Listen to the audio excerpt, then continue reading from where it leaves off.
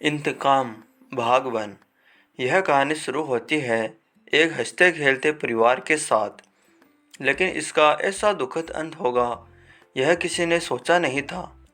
शिखर और अवंतिका दोनों की शादी को 2 साल हुए थे। आज शिखर के छोटे भाई रौनक की शादी पक्की हो गई थी।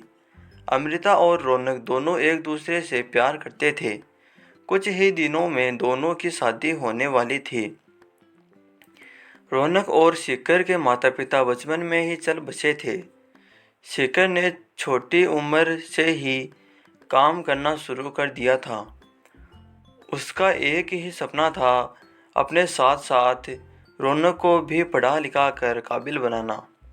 शिखर का सपना आज पूरा हुआ था। रौनक एक बहुत बड़ी कंपनी में मैनेजिंग डायरेक्टर बन गया था। आज अमृता, जिसे वह बहुत चाहता था, वह भी उसकी ज़िंदगी में आने वाली थी। शिखर, अवंतिका और रौनक तीनों अमृता के घर बैठे थे। शादी की बात कर रहे थे।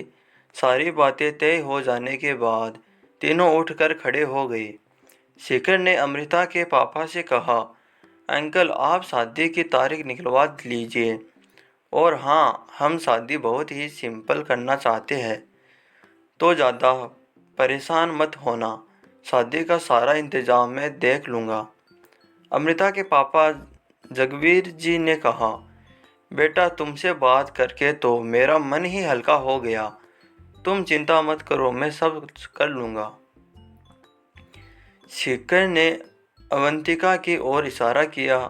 दोनों विदा लेकर चल दिए। बाहर आकर रौनक ने कहा, भैया, आप भाभी को लेकर चलो, मैं थोड़ी देर में आता हूँ। यह सुनकर शिखर ने उसे घूमते हुए कहा, तुझे पता है न रात कितनी हो गई है, सुनसान रास्ता है, जंगल भी पड़ता है, चल हमारे साथ। अवंतिका ने कहा, ओफो, आप भी ओल्ड फैशन हो, इसे थोड़ा सा टाइम दीजिए अमृता के साथ बिताने के लिए। इन दोनों की ज़िंदगी का आज बहुत बड़ा दिन है। यह सुनकर शिखर हंसने लगा। रौनक को वहीं छोड़कर दोनों वापस चल दिए। शिखर जल्द से जल्द घर पहुंचना चाहता था। रास्ते का कुछ हिस्सा जंगल से होकर गुजरता था। यहाँ स्ट्रीट लाइट भी नहीं थी। शिखर बहुत संभाल कर गाड़ी चला रहा था। शिखर ने अवंतिका से कहा, जानती हो अवंतिका, मुझे अपनी शादी की जितनी खुशी नहीं हुई थी, उससे ज़्यादा आज हो रही है। आज ऐसा लग रहा है जैसे मेरा सपना पूरा हो रहा है। मैंने रौनक को अपने बेटे की तरह पाला है। उसकी शादी से बढ़कर खुशी मेरे लिए कुछ नहीं हो सकती। अवंतिका बोली, हाँ, मैं समझ सकती हूँ। मेरे पापा ने जब मेरी शादी पक्की की थी तो वो भी कितना खुश थे। आज तुम वही खुशी महसूस कर रहे हो। तभी गाड़ी को तेज झटका लगा, जैसे गाड़ी किसी चीज़ से टकराई हो। शिखर और अवंतिका घबरा गए। शिखर ने फटाफट ब्रेक लगाए। अवंतिका की चीख निकल गई। शिखर ने कहा, पता नहीं, शायद कोई जंगली जानवर होगा।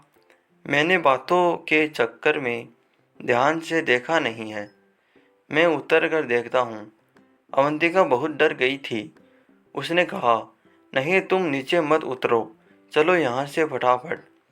शिखर भी घबरा गया था, लेकिन फिर भी उसने कहा, उतर कर तो देखना पड़ेगा, कहीं कुछ गाड़ी के नीचे न फंसा हो। गाड़ी को कितना नुकसान हुआ है ये भी देखना पड़ेगा। वह अवंतिका से बात ही कर रहा था, तभी अवंतिका सामने शीशे में देखकर चीख पड़ी। उसे देखकर शिखर ने पीछे मुड़कर देखा। एक आदमी खून से लथपथ सड़क पर खड़ा था और अपने आप को घसीटता हुआ उनकी ओर आने की कोशिश कर रहा था। वह बुरी तरह जख्मी था। शिखर और अवंतिका बुरी तरह घबरा गए।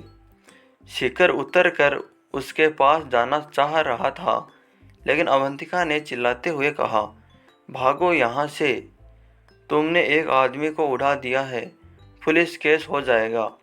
घबराहट में शिखर ने गाड़ी भगा दी। फिर उसने सामने शीशे में देखा, वो आदमी गिर पड़ा था और हाथ जोड़कर मदद के लिए पुकार रहा था। शिखर घबराहट में गाड़ी भगाता हुआ बहुत दूर निकल गया। अवंतिका अब भी रो रही थी। शिखर ने कहा, हमें शायद उसकी मदद करनी चाहिए थी। उसे अस्पताल ले जाना चाहिए था, वह मर जाएगा। अवंतिका ने कहा, तुमने देखा नहीं, उसके ऊपर गाड़ी चढ़ गई थी, वो बचेगा नहीं। अस्पताल ले जाते तो तुम फंस जाते। अवंतिका की हाँ में हाँ मिलाकर शिखर ने गाड़ी की स्पीड तेज कर दी। कुछ ही देर में वे दोनों शहर में पहुंच गए। वहां पहुंचकर दोनों ने राहत की सांस ली। अवंतिका ने पानी की बोतल निकालकर पानी पिया और बोतल शिखर की ओर बढ़ा दी। शिखर ने मना कर दिया। कुछ ही देर में घर आ गया। शिखर ने गाड़ी पार्क की ओर उतरकर देखा। गाड़ी पर सामने से टेढ़ पड़ गया था। एक और की फ्रंट लाइट भी टूट गई थी। अवंतिका जल्दी से गाड़ी से उतरी और शिखर को लेकर अंदर आकर सोफे पर बैठ गई। शिखर को बहुत पछतावा हो रहा था। हे भगवान, आज ही यह सब होना था। पता नहीं बेचारा बचेगा या नहीं। अवंतिका बोली, शिखर, अब इस बात को भूल जाओ। उसे बचाने के चक्कर में तुम्हें पुलिस पकड़ लेती और हम सब का क्या होता।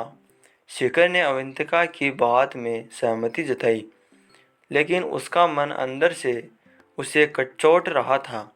बार बार वही दृश्य दिख रहा था। खून में लथपथ आदमी उठकर किसी तरह उनकी ओर आ रहा था।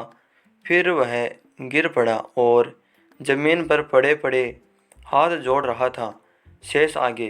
तो दोस्तों, आपको ये कहानी कैसी लगी हमें कमेंट कर जरूर बताइए और प्लीज़ वीडियो को लाइक कीजिए और चैनल को सब्सक्राइब कीजिए। Thank you.